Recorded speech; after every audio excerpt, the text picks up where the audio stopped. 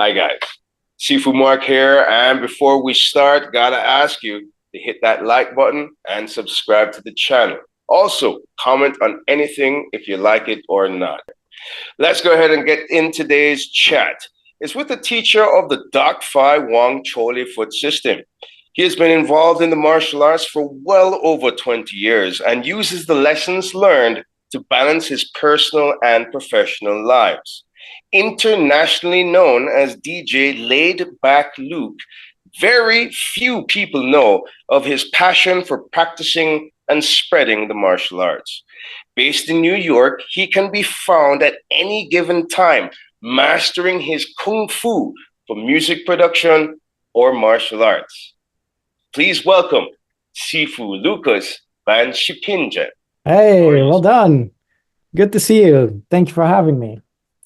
All right, thank you for being here, Sifu. I know it's a very hectic career you've got, so to get me in to speak with you for a little bit, I'm very, very appreciative of that. Well, you already saw it. You almost knocked me off of my chair with that type of intro. It was very epic. Thank you for that. Thank you, sir. So, with that, let's go ahead and get straight into it because I'm very interested to hear your story, sir. Right. So, first question: how did you get started in the martial arts, Sifu? Well, you just said it. I'm based in New York, but I was born in Manila in the Philippines, and I grew up in the Netherlands. My dad is Dutch, my mom is Filipina, and so in the Netherlands, at the age of 7, being influenced like many of us by Bruce Lee movies, but also it was the time that Karate Kid was on, came out, and American Ninja, Bloodsport, No Retreat, No Surrender, those type of movies. And as a kid, as a 7-year-old, I was like, I want to get into martial arts as well. I was making my own ninja suits and my own ninja throwing stars. And I was like, I kind of want to go to a school and practice all of this stuff. And I knew that I wanted to go to do Kung Fu, but there was no Kung Fu school in our little village in the Netherlands. And so I ended up in a karate school, which I spent my time in. This was Kyokushinkai karate, from age 7 till 15. Right before my black belt exam, I opted out. And actually, after that, I focused on music. So it was a good time for me. But puberty hit. I did karate all my life. And I was like, yeah, I'm just going to do something else now. I was done with it. So the whole music thing went off, and I found myself being, how old was I? 24, 25, getting out of shape because of all the studio work that I was doing and doing the DJ life and whatnot. And I was like, oh, I need to go and work out or do something. And I didn't want to push any weights or anything. I didn't want to do regular gym. And I was recording a song with a singer, and she said to me, oh, wow, you like martial arts? I know a really good Kung Fu school out in Leiden in the Netherlands. You should check it out sometime. And I was like, okay. She didn't even give me a name of the school. And I just looked it up, phoned it, got my future Sifu on the line. He was so friendly and so open. And I was like, I gotta pay a visit to the school. This was relatively far away, like 45 minutes to an hour, which in the Netherlands is halfway across the country. But I stepped in, and I did the free class, and I never left. I'm still here with my Sifu. So this is Sifu Mark Horton from Hongying Association, and he is a direct student of Grandmaster Doc Phi Wong. And it's been a ride. Yeah, obviously, I stayed till doing my black belt, and last year, recently, got my second degree. And yeah, he's taking me all over the world kung fu wise. As you saw with the clip that I sent you, being at the world championships and that sort of thing. And yeah, him making me a teacher. Yeah, it's been quite the ride. Wow, wow! Congratulations, by the way, on getting your second degree black belt. By the way, Thank very you. nice, very nice. That's an accomplishment, sir. Definitely, definitely, definitely. So, if you don't mind me asking, Sifu, right? In your honest opinion, what is the Dak Phai Wong Choy foot system? Yeah, so in my world, it's the only Choy foot system I know, right? And it's just been until later that I found out about the boxing, about the Hong Sing Kun, and I knew our style. Yeah, there's a lot of reference to Hong Sing as well. And just Grandmaster Dak Phai Wong is kind of like a living legend to me, where my Sifu, Sifu Horton talks so highly about him all day, every day.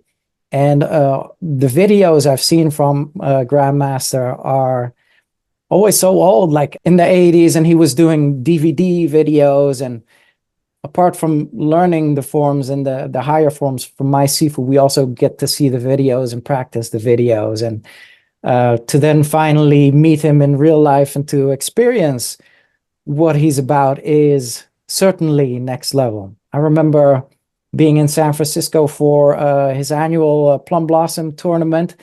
And so all of us gathered together, all my Kung Fu cousins from San Diego and from the other places in California, they gathered. And these are also like high-level students.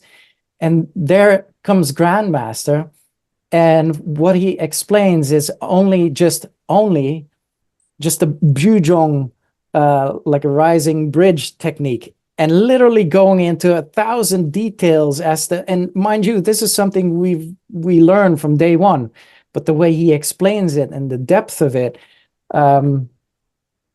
and also a very humbling experience just being able to get a class from him. And so shout out to my Kung Fu cousin, Sifu Cuddle, who has trained with him personally one-on-one many of times, and not for me so much.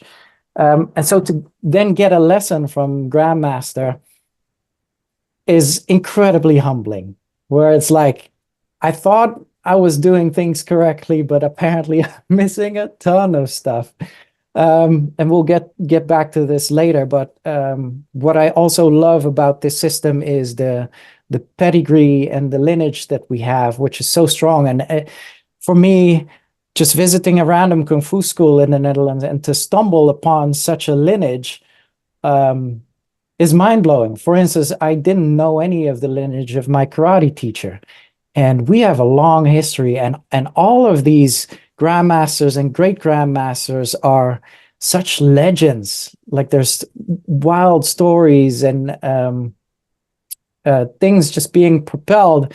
And if I look at my own Sifu as well, these are big shoes to fill. Like these people are legit, and I'm there like, oh boy, I don't know if I'm ever able to fit in those shoes, but here I am trying for sure.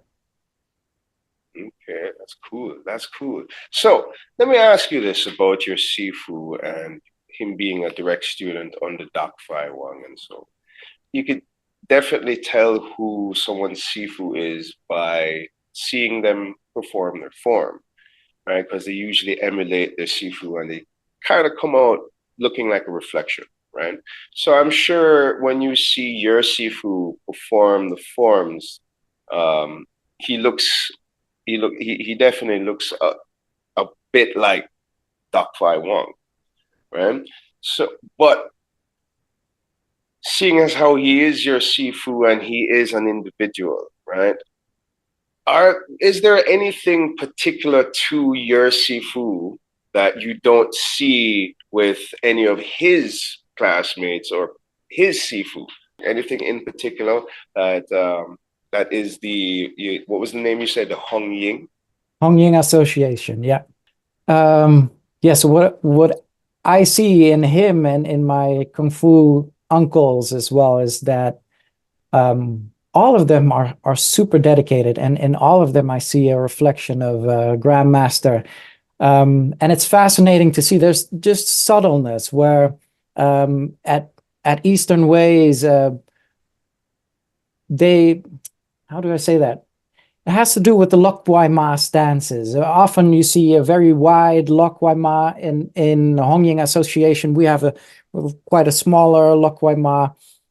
Also, the curriculum how we have it is slightly changed from the Plum Blossom curriculum, and in the other schools they swapped it around. And I love talking to my Kung Fu cousins about this, about the differences. And whenever I'm in San Diego or San Francisco, for that matter, I love training and figuring out what the differences are, because one of my responsibilities in propelling the system is to keep it as close to Doc Fai Wong as possible. And this is my Sifu's mantra as well. So a lot of times, whenever I got to a certain level, whenever I got to a Sifu level, I started digging more and more into the techniques and into the background of the various techniques and various forms. And I started to train in San Francisco, and I started to train with Sifu Cuddle and Sifu Brandon Dung as well from San Francisco, to see where the differences are. It's all very much human interpretation and human info that is propelled. So to see those differences, and these are tiny differences. For instance, if we do the wall bag set in our system, we end with 2 Fujiaos, whereas in San Francisco they end with 2 Changjiangs, and then round the form off. And yeah, I had some questions about that. And here comes the part where my Sifu is different. My Sifu is very rock and roll, and I know that he's going to watch this. He is, pardon my language, he is a badass, this guy. He is hardcore, where it's like, at a certain point, he joined me on tour and getting my level up on tour while I was DJing and traveling around the globe. And we needed to always try and get our Kung Fu training in, but with any means necessary. And so we decided one day we were going to do some training, some staff training, but we didn't have any staffs. And so my Sifu looks around and he sees some scaffolding. So we have these iron bars and we're doing forms with, and he's hardcore. And 2 or 3 times he just hit me in the face with the iron pole. And you see me in a video that I recorded after, like with a red spot here and a busted up lip, and everything he does full on. And mind you, he has a gentle side, he has a Buddhist side, but this stems from his old Sifu as well. And his old Sifu was a recluse, and he was very much tucked away and had fled Hong Kong for specific reasons. And from the stories that I heard about him, that's where my Sifu gets that edge, where his Sifu, for instance, when he started practicing with him sparring, he said, okay, we're here, we're going to spar, punch me in the face. And my teacher punched him in the face, and he headbutted his fist. And he's like, this is how you make an impact. And so my teacher took that. And whenever we're doing kickboxing, you know, and he just whips out his forehead and starts headbutting. And yeah, and he is so all round. He is very much invested in the whole thing, in the Tai Chi, in the medicine, in the obviously in the lion dances, but also in the Buddhism, and he's as real as it gets, with an edge. And it's funny because he walks around with a little Shaolin ponytail, and the way I see him is like, yeah, he is one of those people out of those old Chinese stories, and that is living in this age where it's like, yeah, this is a person that you just need to respect. That's how hardcore he is. Okay, that's cool. That's cool. So your teacher is so that your teacher's teacher that you referred to, you know what style that was before? I think it was Choy Li Fut as well, but thanks to that lineage, we have a couple of forms in our association amongst one is an axe form, and another one is a 3-animal form, which look more like Shaolin, certain stances and certain animal behaviors. And so Grandmaster Dr. Wong gave permission to implement that in our lineage. And it's it's fun to do. It has a little different taste to it sometimes. Definitely, definitely. I'd love to see it myself, right? At this moment. It's very, very, very interesting to hear. Right, to hear like a 3-animal form and stuff like that. In my lineage, Lee Kun Hung lineage, we have a 5-animal form. Right? So it's funny to see how different lineages have different numbers and different animals and well, basically it's the same animals because it's all Choy foot, right? Yeah. Don't get me wrong. We still have the small 5-animal and the big 5-animal, but we just have a 3-animal as a bonus. Exactly. Exactly. It's good stuff. Like different lineages have different things. Like for example, the Lao Bun lineage has a 5-animal form that I'm not too sure. I hope anybody from the Lao Bun lineage who's listening doesn't crucify me after saying this, but I think they have a 5-animal form that isn't originally Choy foot, I think. Right? Well, I think it comes. we have it too, because Grandmaster Dr. Wong is one of the students of Professor Lao Bun. So it's the Shaolin 5-animal, we call it. Yeah, it's a big one. Yeah. It's really cool to see how your Sifu forming the Hong Ying got his permission from Dr. Wong to include things into his curriculum and have his own thing. That's awesome. It's the evolution of things, right? Of course. Now, speaking of evolution of things, let's go ahead and go straight into our next question. What is the hardest part of developing Kung Fu?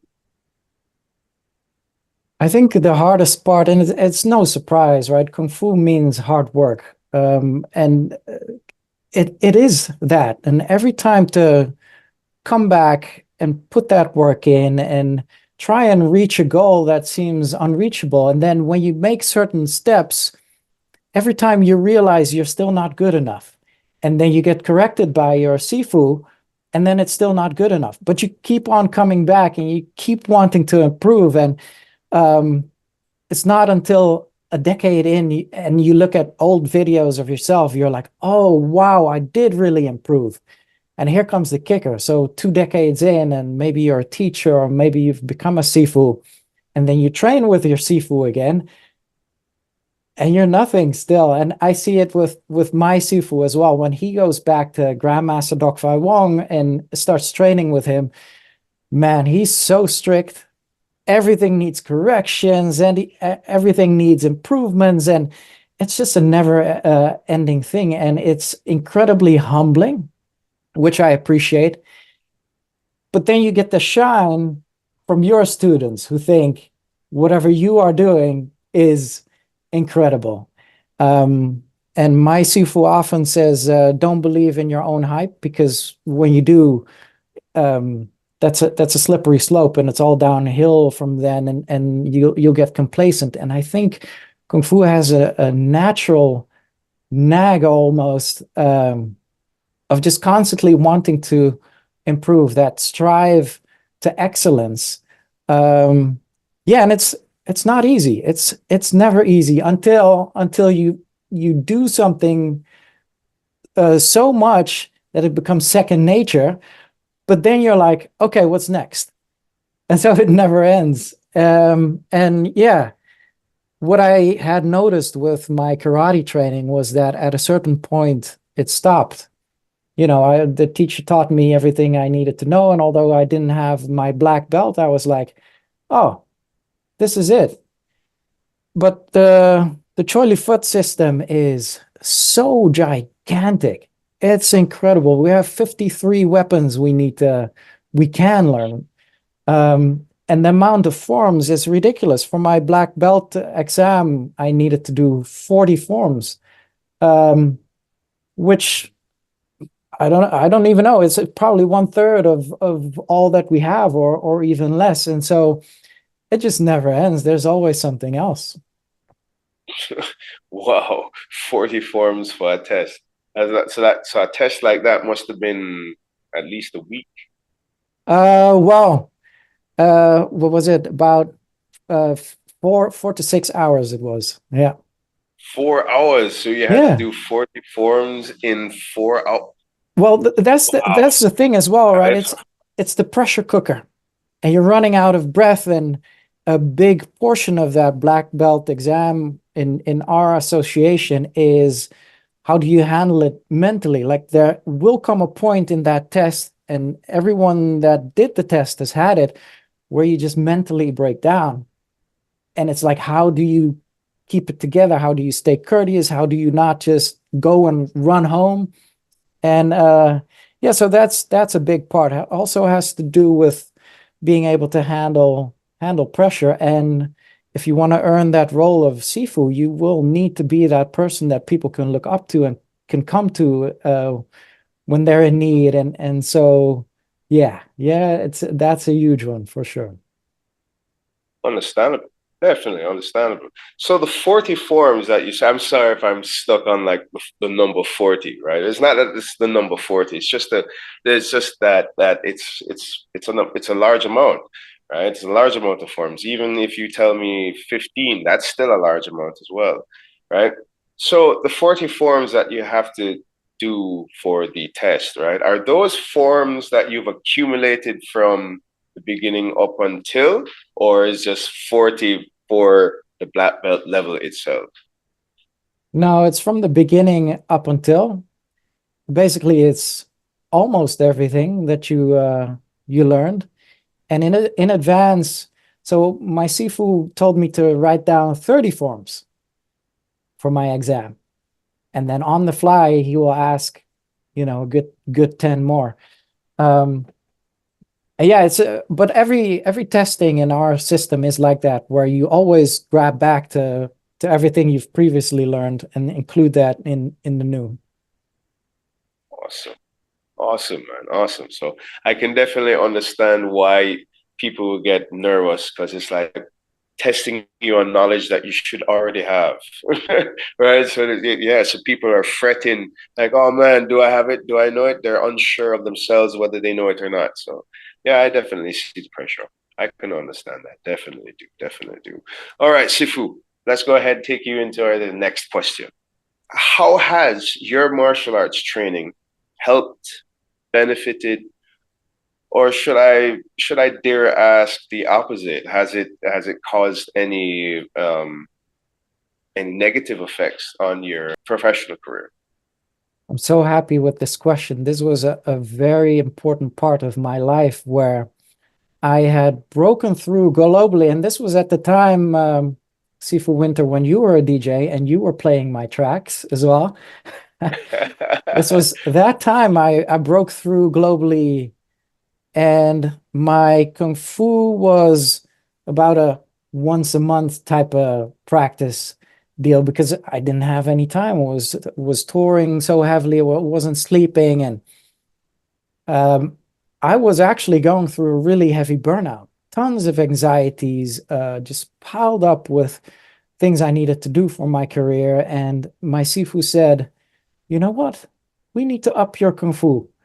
And I was like, what's going on? I can't do this. I don't have the time. How? What do you mean up your Kung Fu? Like, I know I've not really been training, but what is your plan? And he said, you know what? Bring me on tour with you, and I'll get you to a high level. And within that level, I'll teach you how to deal with stress, anxiety, and yeah, all the pressures that goes on in a career like this. And so we did that, and we toured. And even though we had sometimes had 3 hours of sleep, we would start the day with a 2 hour training, or we would travel to the next destination, and we would put another 2 to 3 hours in, and over the years, and this was a good 4 to 5 years that he toured with me, one on one, and it was pure privilege, like to be able to train with someone as high level as my Sifu, one on one. The amount of information, the amount of correction. This propelled my Kung Fu massively. At a certain point, he got me ready for the World Championships, and I was DJing in Ibiza. And then I was DJing in during the Miami Winter Music Conference, and I remember all the other DJs going to the after parties, getting drunk. And I was a week out from the World Championships, and there I was, 5 a.m. in the morning on my balcony, training and getting ready for said World Championships. How this actually helped me with my stresses. It did infuse me with, so my Sifu poured in a lot of qigong for me to get ready for the day. Buddhist teachings, doing the brocades and Lohan, the Lohan 8 brocades and that sort of thing to start your day, to get your energy up. But also, if you can withstand 2 to 3 hours of training starting the day, and all of the rest is a piece of cake. Wow. And it kind of felt like that to me, where I was like, yeah, I'm being hardened so much now. Everything else is doable, and you find yourself living in a constant state of breathing type of meditation, pouring your energy into your dantian, and where there's this saying we have, and I think it's from Grandmaster even, where you can imagine the world being a forest, and that forest is caught by a wind and a storm. And then you can imagine yourself just being a tiny little tree in the middle and just watching the storm and just know that you'll be untouched. And it's that type of feeling that really helped me through a lot of stressful times. That's a really good answer. So you were able to do something that most martial artists are not able to do that, right? Even though it's a dream of ours. And what that is, it's I guess I don't know the exact Chinese term, but I know in the Japanese term is an ushideshi, which is like a living student, right? But it was it was a reverse role for you. You had a living teacher, right? So it was 24/7. You had your teacher with you all the time. So you had Kung Fu training all the time. I can only imagine the experience of having your teacher, as you have explained, who is a very intense person, right? Very, what was the term you had used? Very rock and roll. Hardcore, yes. Hardcore. There it is. There you go. Very hardcore. So I can only imagine the benefits you can express with words, right? To me, how much, right? How much of a benefit it was, but that just will not do the actual feeling justice, right? Of the actual benefit, right? The actual feelings that you get from having them. Let me dive in there really quickly, because times have changed, and now I don't bring him on tour, and don't tour as much. But whenever I finish a training, whenever I have a week of heavy deadlines and things are going on, but then I go into a training, and the only feeling I get from that reminisces of those times for me is the feeling of being alive coming out of training, where your chi is all fired up again, and it's like you breathe into your face and out into your kidneys, and it's like, wow, this is it. Let's go. I'm back. And it was that constant feeling being on tour with him. And I agree, it's a very privileged situation. And right now, looking back as well, I'm like, wow, yeah, this is incredible that this happened to me. That's awesome. That's absolutely awesome. So, seeing as how that you have had you've been given the privilege of passing on your martial arts knowledge, if you personally could only teach the new generation one thing, whether it be a philosophy, whether it be a technique, or both, what would it be? This is such a tough question, and to just pick one, because I've been thinking about it. I might just name two, but I'm just going to be, because I know I'll be cheating. what I love is what I just explained is the feeling of intention whenever you do qigong, where it's like getting ready for the day, and you can just breathe all the good energy in and just sink all of the lower energy into the ground. This would coincide with the rolling the fist that we have in our system to get you ready for a form. You breathe in, you roll your fist, and then you breathe out, and then you're ready. So a good 3 times a day of that, and it'll give you a really great intention and energy for the day. But we have a thing in our system which is called the no-inch punch, not the 1-inch punch. It's the no-inch punch, and my Sifu teaches this and shows us this, and I think it's an incredible piece of technique where you will instantly understand the whipping power that's in Kung Fu and the whipping power that's in Choy Li Fut Kung Fu, where you generate the energy from the ground through your leg, through your hip, through your back, through your shoulder into your arm, and distribution of weight, but also like bringing it back to that carrying bridge technique where some of that is involved. I love also teaching Tai Chi push hands, and I always think it's intriguing where there's pockets of energy and how energy can be manipulated. And so we have a 1-inch punch. And it's such an intricate technique. It would take a student at least 8 years to try and master that, because it's a ton of internal understanding. And so I think I'm going to land there with that technique. The no-inch punch. Yep. That is absolutely awesome. I'd actually really love to see it right now. As you're describing, I'd like to see that, because the 1-inch punch, that's impressive alone. But no, the no-inch punch. So Yes, I come. since you're a Tai Chi guy, I think you grasp this. So it's similar to when you do an elbow strike, because or a shoulder strike, when you do a shoulder strike, you're up against your opponent, and then you push, and the opponent flies. And the same goes for a punch that you hold up against a person, and you whip it, and you make sure your all of your weight and your balance is propelled through your opponent. And if you add some of the derooting there, as we do in Tai Chi push hands as well, and there's your no-inch punch. Okay, all right. No, that's okay. Now I see it more. Yes, sir. No, that's more of a colorful explanation there too. No, I can definitely see that. All right, so you can literally say it's kind of a closer no 1-inch punch, really. That's it. Just with absolutely no space in between. You're just actually contact throughout. No space needed. Yeah. Grandmaster Dr. Wong says in Tai Chi push hands, whenever he makes contact with you, you're his. Oh, okay.